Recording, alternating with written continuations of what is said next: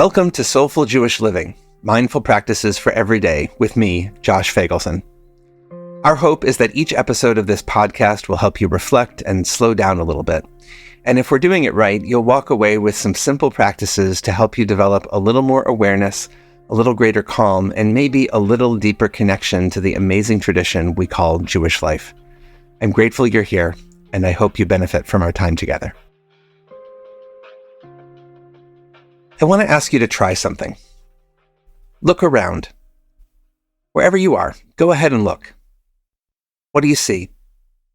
I'll pull back the curtain a little bit here and tell you that I record these episodes in my basement. Here's what I see. My desk, which is too messy, a seltzer can I need to recycle, a few books on the windowsill, a receipt I've been meaning to submit for reimbursement, my exercise bike on the other side of the room reminding me I haven't ridden as much as I intended to this week, a couple of boxes of items from childhood that have accompanied me on every move I've ever made and that make me wonder why I keep lugging them around. But here's what I also see. My desk, which is where I get to do truly amazing work, an empty can from a very refreshing drink of seltzer I swigged today when it was hot, books that I enjoy and learn from, a receipt for an important purchase I made for work, my exercise bike where I move my body to stay healthy and strong, a box of wonderful childhood mementos I want to hold on to. You can see what I did there, right? We could say I went from looking at the world glass half empty to looking at it glass half full.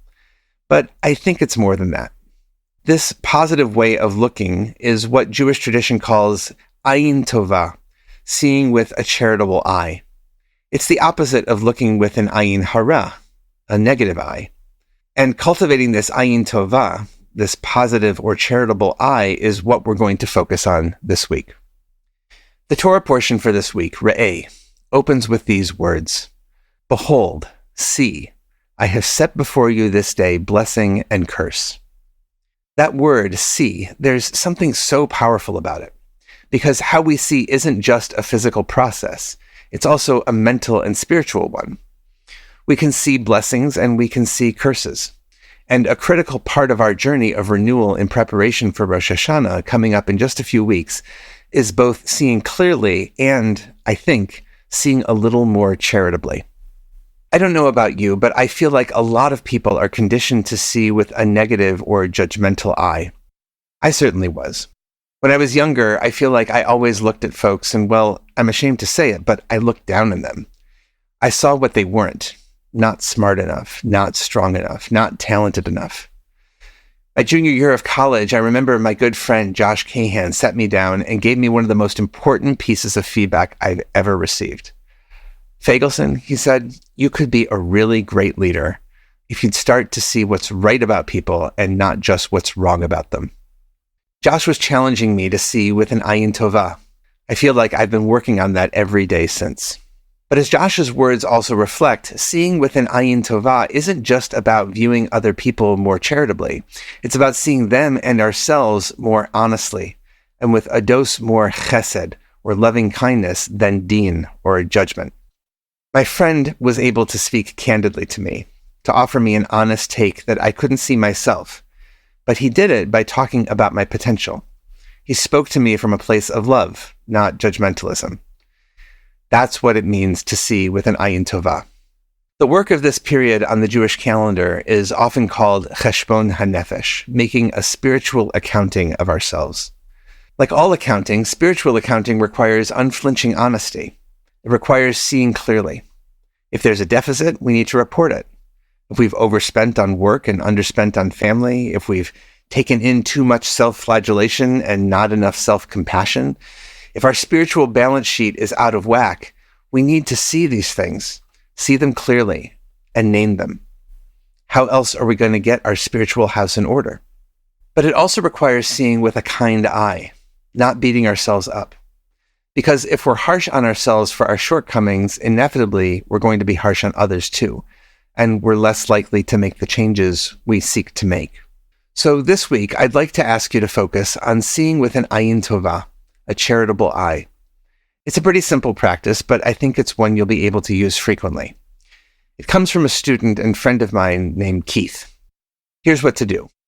If you're like me, there are several times a day when a judgmental thought arises in your head about other people, about yourself. Often that thought begins with something like the words, "Why don't they just," or "Why can't I just?"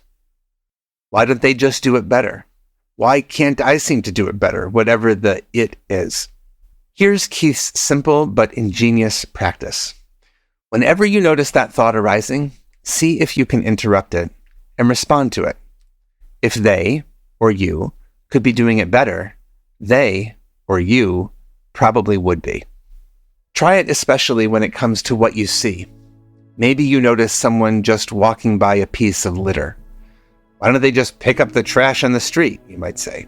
"It's so easy." When you say that, maybe you're seeing delinquency, laziness, lethargy. You might be feeling judgmental and maybe a little self-righteous.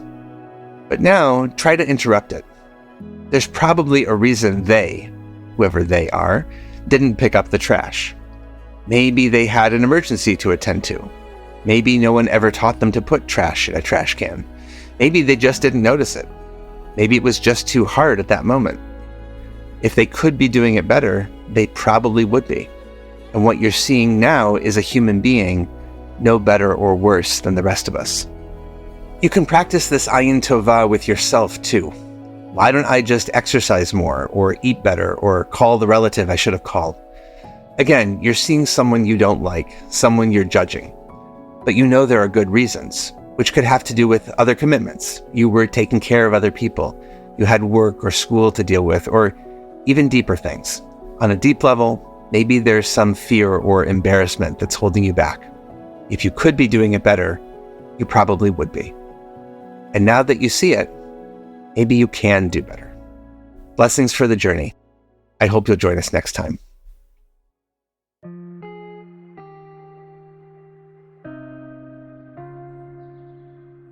Thank you for joining us for Soulful Jewish Living, Mindful Practices for Every Day, a production of Unpacked, a division of Open Door Media and the Institute for Jewish Spirituality. This episode was sponsored by Jonathan and Corey Califer and the Somerset Patriots, the Bridgewater, New Jersey-based AA affiliate of the New York Yankees. If you like this show, subscribe, give us 5 stars, and write us a review on Apple Podcasts. Check out Jewish Unpacked for everything Unpacked related, and subscribe to our other podcasts, and check out the Institute for Jewish Spirituality. Most importantly, be in touch. Write to me at josh@jewishunpacked.com. This episode was hosted by me, Rabbi Josh Feigelson. Audio was edited by Rob Pera, and we're produced by Rifki Stern. Thanks for joining us.